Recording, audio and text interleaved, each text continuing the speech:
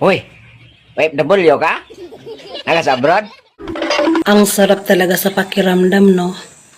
Yung Ano bang gusto mo? Kainin ko yan lahat.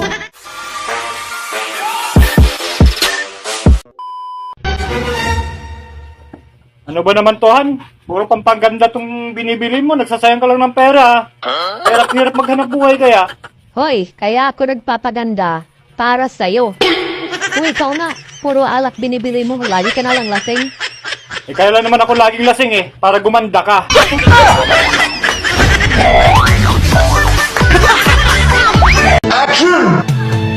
Binigay ko na sa'yo lahat. Pero hindi pa rin sapat. Kung mahal mo ko, may intindihan mo ko. Ano bang gusto mo? Kainin ko yan lahat. Para lang maging sapat. Yun ba yung gusto mo?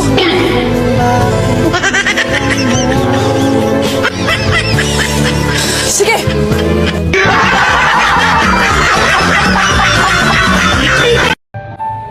Alam mo kung ano yung masakit?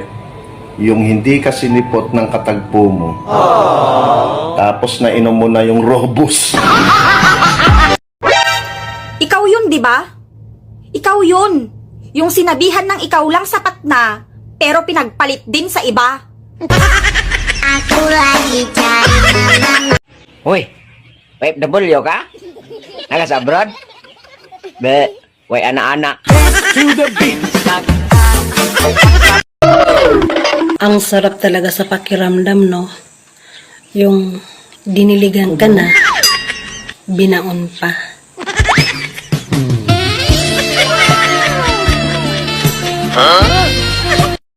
Para kanino ka bumabangon? Para sa utang! Mumatatag sa'yo para sa utang! Mulihok ta para sa utang! Mahitatag kumarta para sa utang! Puro ta utang! Balita ko, mahilig ka daw sa inihaw na tilapia. Di ba mas masarap yung hilaw? Kasi, bukod na sa fresh, pumapalo pa. Naalala mo ba nung bata ka pa? Dati hotdog lang yung baon mo. Ngayon, hotdog na yung bumabaon sa'yo.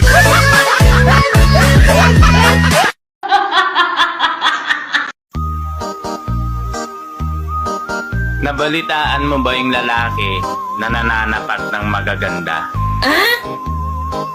Huwag kang mag-alala. Ligtas ka. Diba?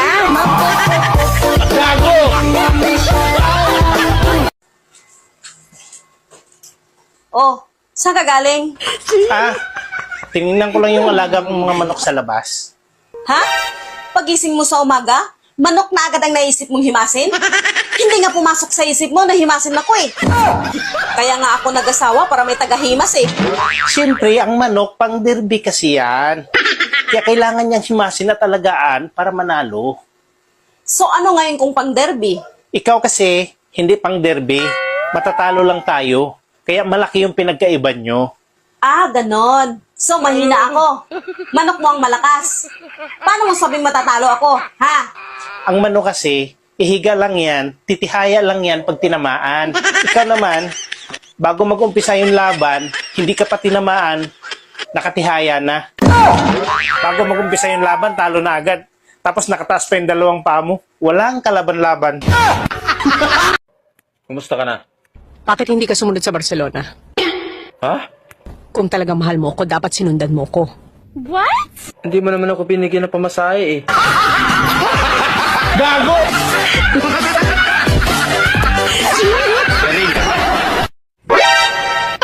Kung bibiruin mo ako, umayos ka.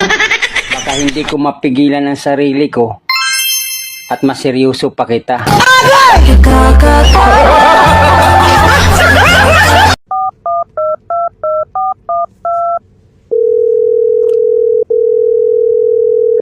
Hello, boss. Hello, boss. Good morning, boss. Hi. Yeah, I just called you to say that I will not come to work today. I will use my leave. What leave? You already used all your leave. No, boss. I still have one more leave. What leave is that? Leave me alone. Bye.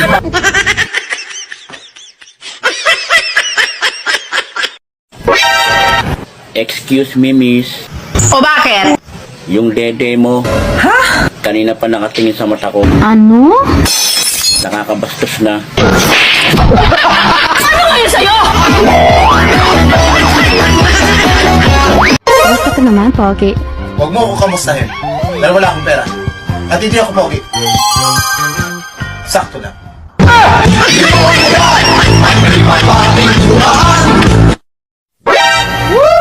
Kapag pinutukan ka, huwag kang iiyak, tumakbo ka.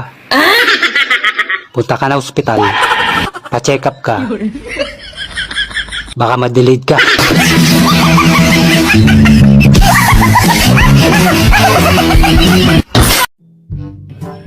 Oh mahal, bakit parang malungkot ka? Mahal, sabi kasi ni Mama, hiwalayan na daw kita. Ha? Bakit naman? Hindi pwede, hindi ako papayag. Ipaglaban mo ako, mahal. Ipaglaban mo ang pagmamahalan natin. Sabihin mo sa mama mo, suntukan kami.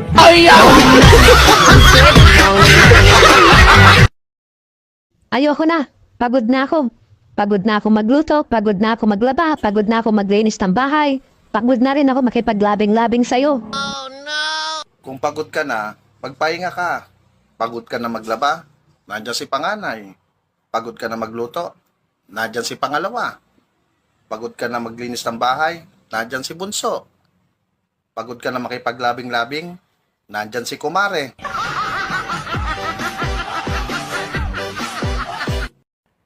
Miss, anong importante sa'yo? Pera o jowa? Siyempre pera. Okay. Para saan nga ba yan, sir? Sorry lang kung sino yung mga mukhang pera.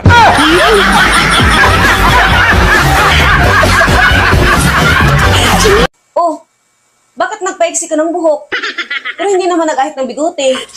Kung hindi ko ito pinaiksian yung buko, makakalbo ako sa'yo. Gabi-gabi mo ako sinasabunutan. Tsaka, hindi mo na ako masubsob ngayon.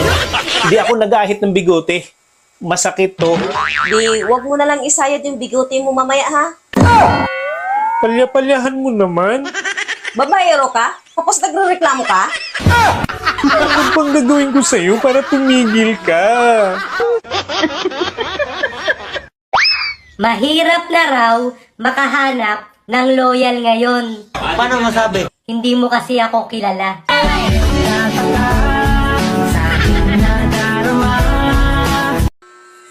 Kahapon ka pa umalis, ah.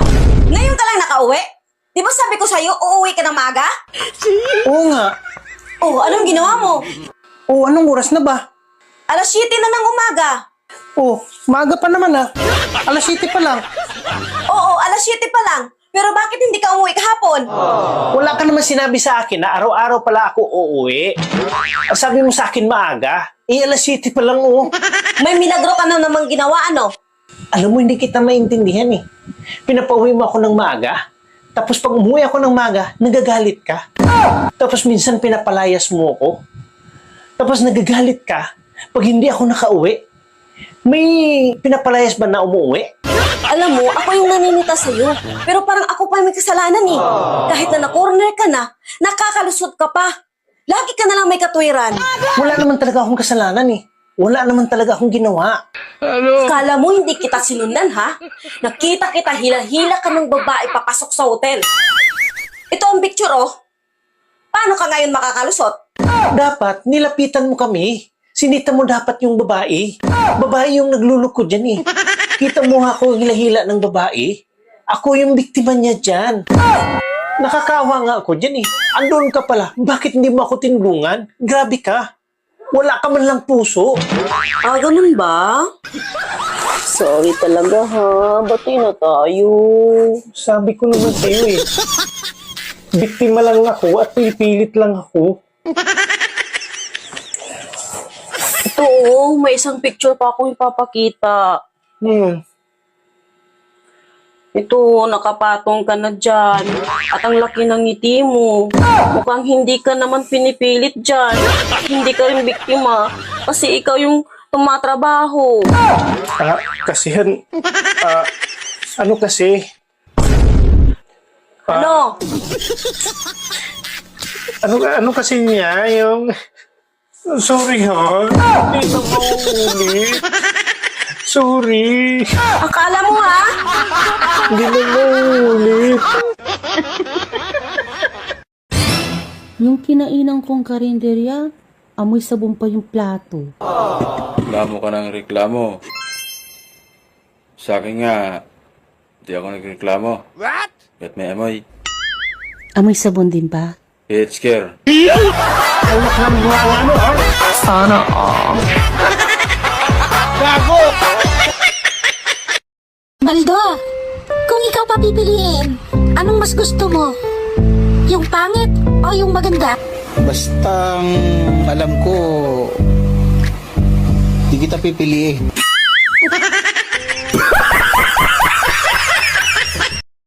Alam mo, mahirap maging babae. Dahil kapag kami nanganganak, yung isang paa namin nasa hukay. Mas mahirap naman maging lalaki dahil kapag kami gumawa ng baby, yung isang ulo namin nasa hukay.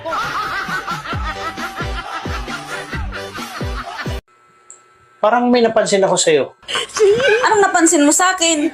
Simula nung napangasawa kita, parang may nag-iba sa'yo eh. Anong nag-iba sa akin? Parang naging sakang ka na. Bakit? Nagtatanong ka pa? Ikaw ba naman araw-arawin eh? Ganun ba pag araw-araw? Oo. Sino ba namang hindi masasakang kung araw-arawin ka ba naman? Buti kung maliit. Hindi naman kita yung araw-araw ah. Anong hindi? Diyan nga kita madalas lambingin oh, paggabi. Hindi naman ako umuupo dyan paggabi ah.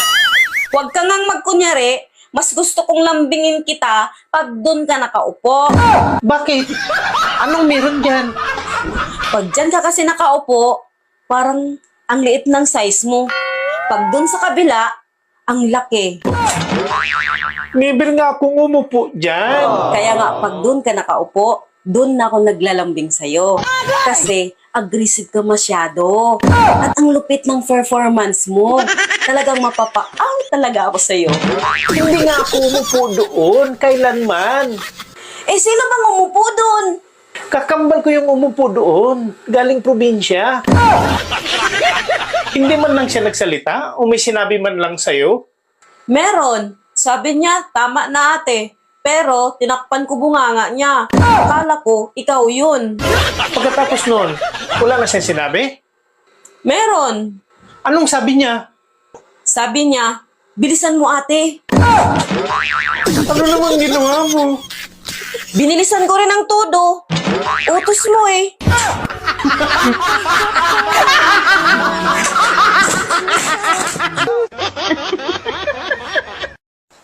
Han, buntis ako. Ha? Bakit ka buntis? Baog ako ah. Hindi pwede yan. Hindi ko pananagutan yan. Ha? Sinabi ko lang naman na buntis ako. Hindi ko naman sinabi na sa'yo to.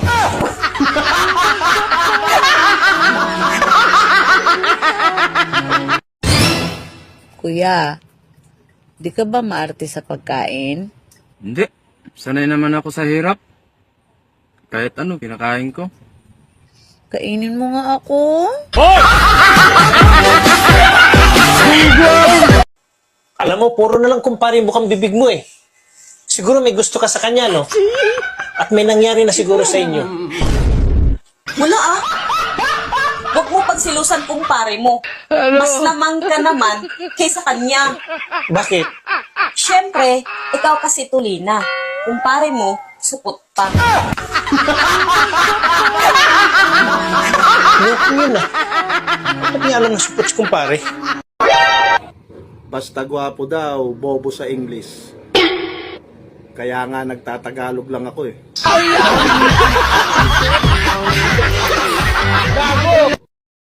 Bakit ang saya-saya ng hani ko?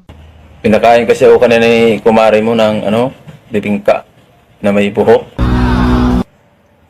O bakit ang saya-saya mo rin? Si kumpare mo kasi.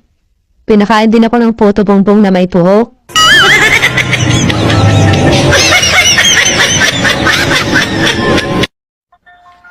Saludo ako sa mga lalaki na hindi nagsisikreto, hindi nagme-message sa ibang babae, hindi tumatawag sa ibang babae, yung hindi pa uso ang cellphone.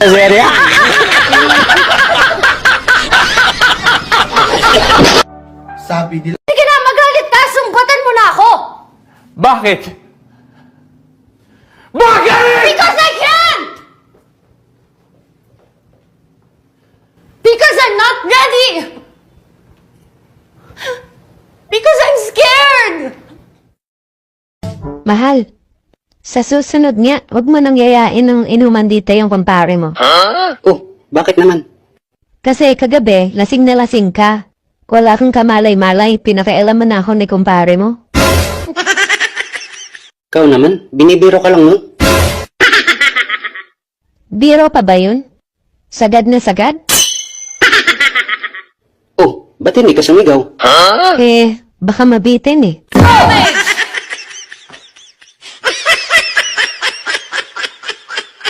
Ma, nag-chat sa akin yung ex ko. Okay. Hindi ka man na magsiselos? Ba't naman ako magsiselos? Eh, alam ko naman mahal mo ako. Siguro may iba na to. Siguro nga hindi na ako mahal nito. O sige na, nagsiselos na ako. Galit na ako. Ilabas mo yung lalaki. Nasaan ba yung walang... Ilabas mo yan. Galit ako, galit na galit. Grabe naman mag-chat-chat pa sa'yo. Ang OA mo naman, parang nag-chat lang yung tao eh. Tingnan mo talagang gulo na ito. Ayaw mo ka ba sa utak? Kailan ka huling nadiligan? Your Honor, hindi ko na po alam. Ah, ganun ba? Sino ang huling nakadilig sa'yo? Your Honor, hindi ko na po maalala po yung pangalan.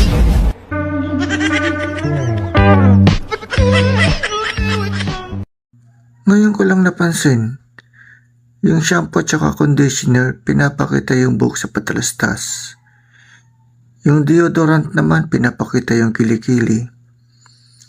Yung Colgate naman, pinapakita yung ipin. Eh yung Modest, bakit kaya hindi pinapakita? Bakit kayo? Ano sa tingin nyo?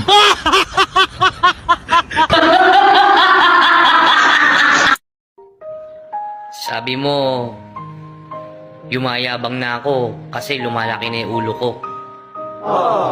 Yung totoo, ate, alin ang gusto mong makita? Yung pagiging mayabang ko? O yung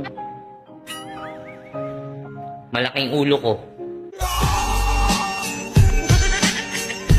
Bago! Alam na ng asawa ko yung tungkol sa relasyon natin. Ha? God have mercy upon Anong balak mo? Eh, aliga na sasamahan kita mag-shopping. Shopping? Bakit tayo magsha-shopping?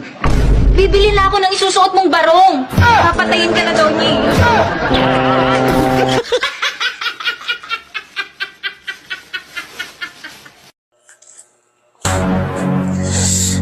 Ako na siguro yung taong pinakamalas dito sa Pilipinas.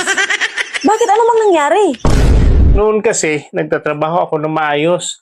Honest ako sa kumpanya. Pero biro mo, ako pa yung natanggal. Kung nagtatrabaho ka ng maayos, bakit ka natanggal? Iyon na nga eh. Sip-sip yung kasamahan ko. At siniraan ako sa kumpanya namin. Ayan, mahina ka kasi. Tapos sa time na yon, nung pauwi na ako, nag-abang ako ng jeep na masasakyan. May lalaking dumaan. Pinahawakan niya sa akin yung bag. Nagulat ako, bigla siyang tumakbo. Pagtingin ko sa bag niya, ginto at pira yung laman ng bag. Abay, swerte mo. Paano naging malas yun? Saka saan mo nilagay yung bag? Sa sobrang kamalasan ko, magnanakaw pala yung lalaki.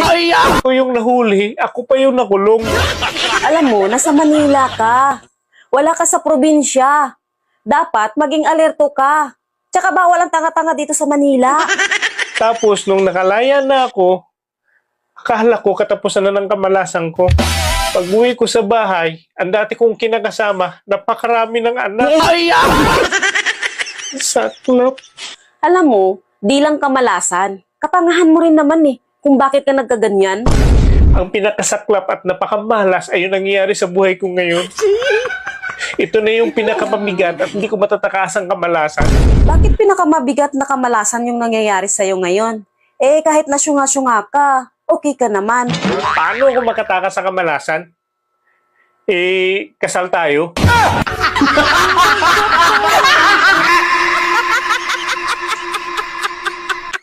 Babe, may tanong ako. Ano yun? Anong grade ka ba nung nagpatuloy ka? Grade 5 na ata yun eh. Oo, tama. Grade 5, grade 5. Ah, oo kasi grade 6 eh.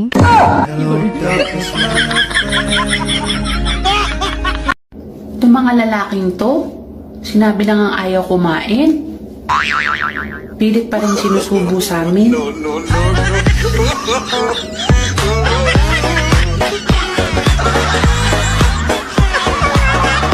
Hoy!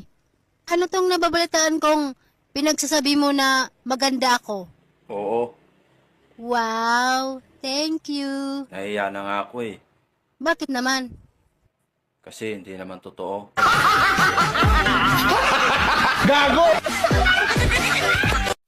Mas masarap kainin yung tahong na bata pa. Kasi bukod sa sariwa, hindi pa gaano nakabuka. Hindi tulad ng tahong na matanda na, bukod sa hindi na sariwa, busalsal pa.